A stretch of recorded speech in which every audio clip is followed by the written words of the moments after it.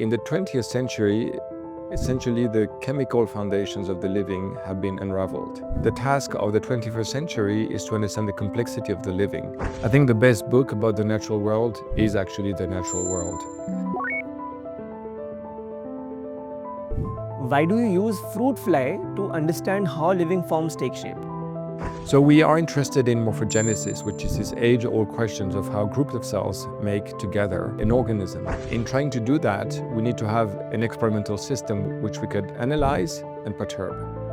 And this is where the simplicity or the relative simplicity of model organisms is important.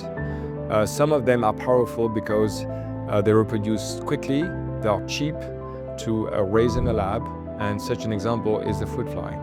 Can you explain how mathematics, physics, chemistry and biology all come together in giving rise to all biological forms? In the 20th century, essentially the chemical foundations of the living have been unraveled. The task of the 21st century is to understand the complexity of the living, how simple interactions amongst cells give rise to emergent properties, such as an embryo as it develops from a fertilized egg. This is a very complex task, where actually we need the efforts of many disciplines to bear on this problem. What are some of the most surprising discoveries you have made in understanding how complex organisms are formed? The dynamics of this, the flow of cells, as if it was a fluid, emerges from a pattern of contractility. And it was surprising that the fluidity of the tissue emerged from something that provides tension in the tissue. What's the most exciting or underexplored area in the field of biology? I think there are quite a number of important problems that we don't understand much about.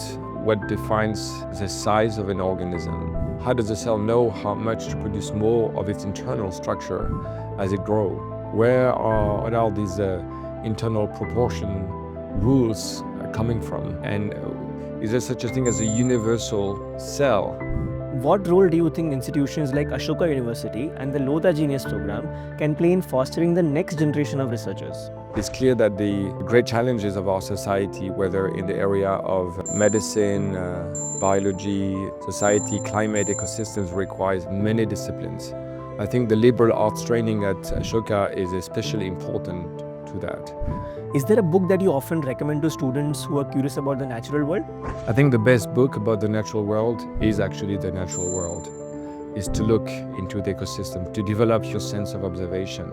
That said, I also like a few books, one of which is by Abraham Flexner. He wrote a small book which is called The Usefulness of Useless Knowledge. The title says it all. I very much like recently the book, it's a biography of Alexander von Humboldt, The Invention of Nature, this polymath, universalist of the luminaries, 18th century. Over the course of your scientific journey, what's one life lesson or piece of advice you've come to value the most? Don't take things for granted and keep this young state of mind to constantly interrogate yourself